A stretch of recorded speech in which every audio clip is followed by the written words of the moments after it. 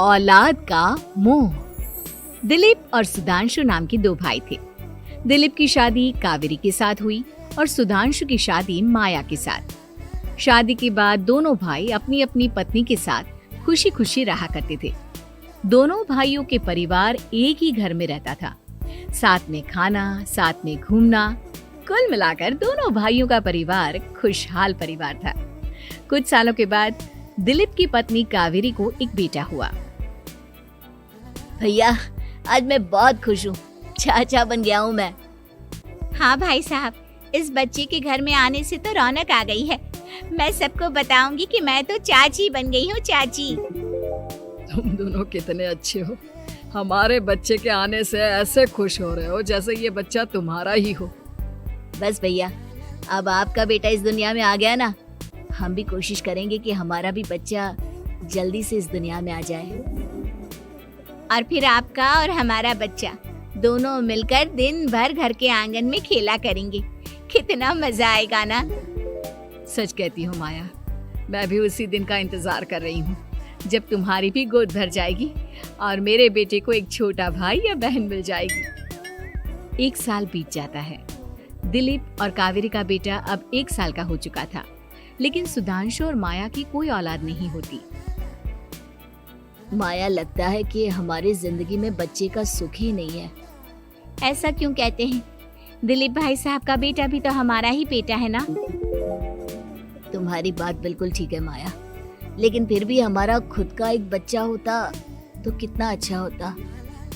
हाँ, कावेरी भाभी भी हमेशा कहती हैं उन्हें अपने बेटे के लिए एक छोटा भाई या बहन चाहिए। लेकिन देखिए ना, हमारी तो किस्मत ही कितनी खराब है। हमारे तो सारे ट्रीटमेंट भी फेल हो चुके हैं। डॉक्टर ने भी साफ साफ कह दिया है कि तुम कभी माँ नहीं बन सकती। वही तो सुधांशु, बहुत बुरी किस्मत है हमारी। लेकिन माया, हम अपनी किस्मत को इतना क्यों कोस रहे हैं? हम दिलीप भाई साहब के बेटे को अपने बेटे की तरह ही प्यार कर सकते हैं ना। हाँ जी, बिल्कुल सच कहा। मैं भी वैसा कर सकती हूँ। चाची हूँ, उसे छोटी माँ का प्यार नहीं दूंगी क्या? कुछ दिनों के बाद दिलीप का एक दोस्त दिलीप से मिलने के लिए आता है। अरे क्या बात है दिलीप, बधाई हो बधाई। और घर तो काफी बड़ा है तुम्हारा। वैसे तुमने अपने बेटे के बारे में क्या सोचा है? भैया, और क्या सोचेंगे, बस उसे पढ़ा लिखा कर अफसर बनाएंगे, उसकी पढ़ाई पर खर्च करेंगे। अरे भाभी, आपकी तो इतनी सारी प्रॉपर्टी है, आपको किस बात की चिंता? ले देकर एक बेटा ही तो है। अरे नहीं दोस्त, तुम गलत समझ रहे हो। इस घर में मैं और मेरा छोटा भाई दोनों रहते हैं। इस घर का आधा हिस्सा मेरे छोटे भाई का है। अच्छा, कितने बच्चे हैं तुम्हारे छोटे भाई के? भैया, उनके साथ ना कुछ प्रॉब्लम है। मेरी देवरानी कभी माँ नहीं बन सकती। अरे फिर किस बात की चिंता? अरे मैं तो कहता हूँ अपने बेटे के भविष्य के बारे में सोचिए ही मत। बस ये घर उसके नाम करवा दीजिए। देखिए, आपके भाई का भी कोई बच्चा नहीं है तो सब कुछ आपके बेटे को ही मिलना चाहिए। लेकिन ऐसा करना क्या सही होगा? अगर उनका बच्चा नहीं है तो क्या हुआ? ये घर आधा उनका है, उनकी जो मर्जी है वो करे। अरे कैसी बात करते हो? उनकी कोई औलाद नहीं है, वो क्या करेंगे प्रॉपर्टी अपने नाम रखकर? हाँ, वैसे भाई साहब, आपकी बात तो बिल्कुल सही है। अब जो कुछ भी है वो हमारे बेटे का ही तो है। आखिर वही तो इस घर के वंश को आगे बढ़ाएगा। मैं कल ही देवर जी से बात करती हूँ। अगले दिन सुधांशु और माया, इधर आओ। तुम दोनों से एक बहुत जरूरी बात करनी है मुझे। बताइए ना भाभी, क्या बात है? आपको कहीं जाना है तो आप अपने बेटे को मेरे पास छोड़कर जाइए। मैं ही पूरा दिन रख लूंगी उसे। अरे नहीं माया, वो तो मुझे पता है। मैं किसी और चीज के बारे में बात करना चाहती हूँ। बताइए ना भाभी, क्या बात है? देखिए देवर जी, आपका कोई बच्चा है नहीं, लेकिन मैं जानती हूँ कि आप हमारे बेटे को अपने बेटे की तरह ही प्यार करते हैं। भाभी, बेटी की तरह नहीं, वो हमारा ही बेटा है। मेरे लिए तो वो मेरा ही बच्चा है। वही तो फिर क्यों ना ये सारी प्रॉपर्टी हम मेरे बेटे के नाम करवा दे, क्योंकि तुम्हारा हो या मेरा, हम सबका एक ही तो है बेटा। लेकिन भाभी, अभी तो वो सिर्फ 1 साल का है। अभी से प्रॉपर्टी उसके नाम करवाने का क्या मतलब है? देखिए देवर जी, जो काम जितना जल्दी हो जाए ना उतना अच्छा। आने वाले वक्त का क्या भरोसा। भाभी भरोसा क्यों नहीं, हम तो हमेशा आपके बेटे को माँ बाप की तरह ही प्यार करेंगे। हाँ, लेकिन फिर भी मैं चाहती हूँ कि ये सारी प्रॉपर्टी मेरे बेटे के नाम हो जाए। अब मुझे नहीं लगता तुम दोनों को इसमें कोई भी परेशानी होगी, है ना? भाभी वैसे तो आप जो कह रही हैं वो बहुत जल्दबाजी है, लेकिन फिर भी अगर आपको ऐसा लगता है तो ठीक है, कल ही प्रॉपर्टी के पेपर बनवा लीजिए, मैं और माया उस पर साइन कर देंगे। इस तरह से अगले दिन प्रॉपर्टी के पेपर बनवाकर सारी प्रॉपर्टी दिलीप और कावेरी के बेटे के नाम पर करवा दी जाती है। कुछ दिनों के बाद सुधांशु, सुबह सुबह ये कौन लोग आ गए हैं तुम्हारे घर पर? भैया वो ऊपर वाला कमरा खाली पड़ा था ना, सोच रहा था किराएदार रख देता हूँ। लेकिन किराएदार रखने से पहले आपने हमसे पूछा भी नहीं। भाभी इसमें आपसे पूछने वाली क्या बात थी, हमें एक ही कमरे की जरूरत थी, इसलिए सोचा दूसरा कमरा किराए पर दे देते हैं, कुछ इनकम हो जाएगी। अरे माया, ये सारी प्रॉपर्टी अब मेरे बेटे के नाम पर है और यहाँ पर जो कुछ भी होगा उसके लिए तुम्हें मेरी या दिलीप की परमिशन तो लेनी पड़ेगी ना। हाँ सुधांशु, तुम्हारी भाभी ठीक ही तो कह रही है। अब देखो, तुमने खुद अपने हाथों से ये प्रॉपर्टी हमारे बेटे के नाम की है, वो अभी बहुत छोटा है, तो इस घर से रिलेटेड सारे फैसले तुम्हें हमसे पूछ कर लेने चाहिए। भाभी हमें तो लगा था कि आप हम लोगों से बहुत प्यार करती हैं, लेकिन आप तो हमारे साथ भेदभाव करने लगी। अरे इसमें भेदभाव करने वाली क्या बात है? और मैंने कौन सा तुमसे कुछ गलत मांग लिया? अरे ले देकर मेरा बेटा इकलौता इस पूरे वंश का वारिस है, सब कुछ उसके नाम है। तुम्हें इस बात से जलन क्यों हो रही है? भाभी माया को जलन नहीं हो रही, वो तो बस ऐसे ही कह रही थी। सब जानती हूँ मैं, इसकी खुद की तो कोई औलाद पैदा नहीं हुई, बस इसीलिए जब देखो तब मेरे बेटे पर बुरी नजर डालती रहती है। देखो माया, कावेरी तुमसे बड़ी है, वो जैसा कहती है वैसा करो। और वैसे भी इस घर पर अब तुम लोगों का कोई अधिकार नहीं है, वो तो हम लोगों की भलाई समझो जो तुम्हें अभी तक यहाँ रहने दिया है। भैया आप इतने कैसे बदल गए? इस प्रॉपर्टी ने आपके दिल से हमारे लिए प्यार पूरी तरह खत्म कर दिया है क्या?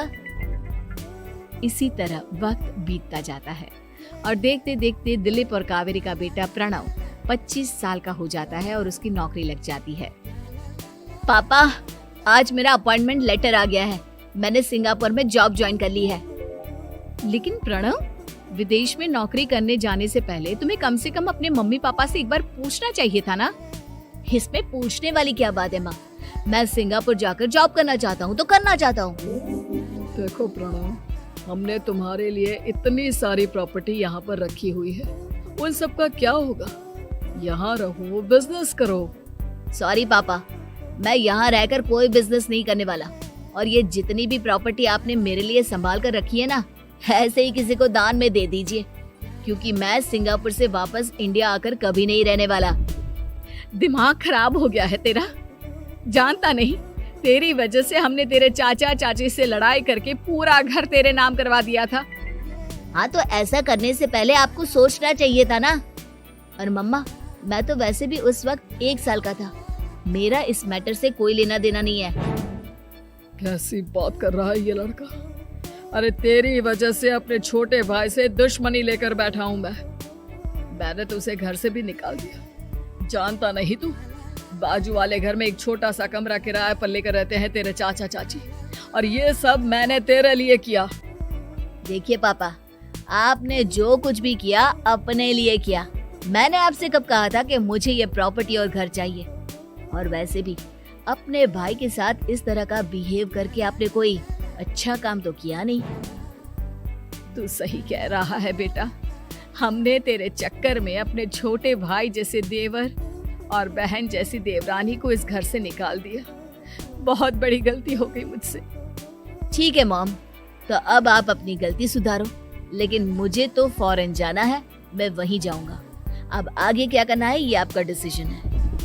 और प्रणव सिंगापुर जॉब करने के लिए चला जाता है। कुछ दिनों के बाद जब दिलीप और कावेरी को अपनी गलती का एहसास होता है तो वो सुधांशु के घर पहुंचती है। सुधांशु, माया, हमें माफ कर दो, हमसे बहुत बड़ी गलती हो गई। क्या हुआ भाभी? आज इतने सालों के बाद अब हम गरीब लोगों के घर क्या करने आई हैं? भाभी, हमने तो खुशी खुशी अपने भतीजे को सब कुछ दे दिया, अब हमारे पास कुछ भी नहीं बचा है। भाई, मुझसे बहुत बड़ी गलती हो गई।